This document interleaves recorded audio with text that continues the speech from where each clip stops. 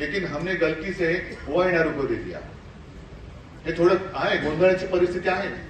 एक तर मशाल आपण स्वतः एक चित्र केले, ते निवडणूक आयोगाकडे दिले आणि त्यांना विनंती केली की जसं पूर्वी आम्ही धनुष्यबाण जे चिन्ह आहे त्याचं चित्र आम्ही तुम्हाला करून दिलं होतं आणि तुम्ही आम्हाला ते मान्य करून दिलं होतं, तसं आमच्या मशालीचं चित्र सुद्धा तुम्ही आम्हाला मान्य करून द्या आणि मशालीशी साधर्म्य असणारे, मग चिमणी असेल आणखीन काही असेल, त्या निशाण्या तुम्ही मतपत्रिकेवरती ठेवू नका, ही विनंती आपण त्याने केली।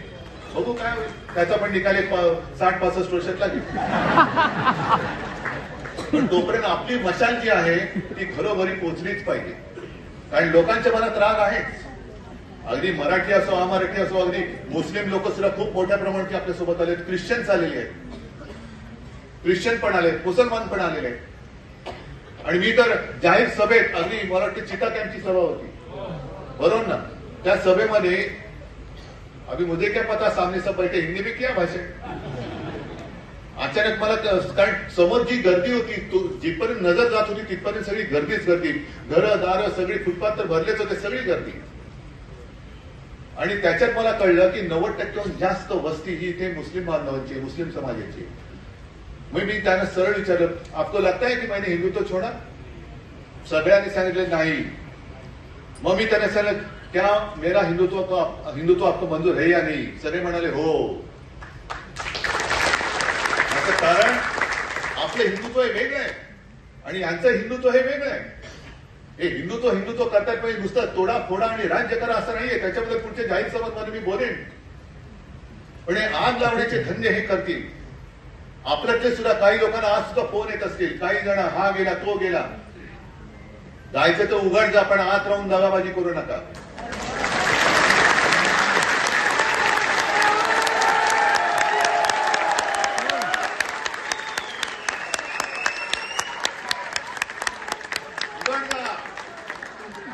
मी आणि माझा शिवसेना प्रमुखांनी जोडून दिलेले शिवसैनिक राहतील, त्यांना घेऊन मी लढाई जिंकून दाखवेन।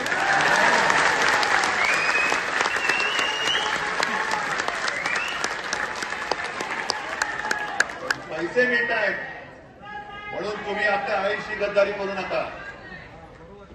नगरसेवक, माजी नगरसेवक जात आहेत, जा आत्ताच जा, यांना जायचं त्यांना बघू ना। अरे मी काही या तडफेने उतरलेलं, एक तर तुम्ही राहिला तर मी राहीन, या याने मी बोलू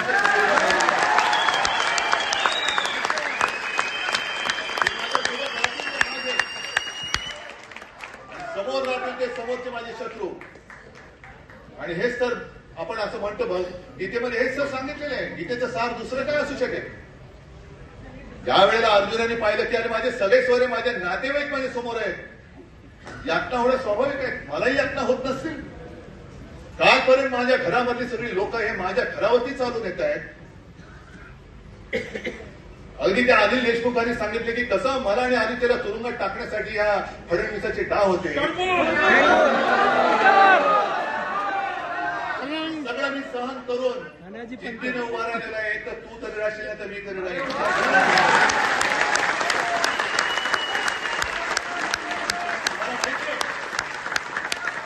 अजूनही माझ्याकडे अधिकृत पक्ष नाहीये, माझ्याकडे चिन्ह नाहीये, माझ्याकडे पैसा नाहीये, पण मी केवळ आव्हान देऊ शकतो आणि देतो ते तुमच्या ताकदीवर, तुमच्या भरोश्यावर।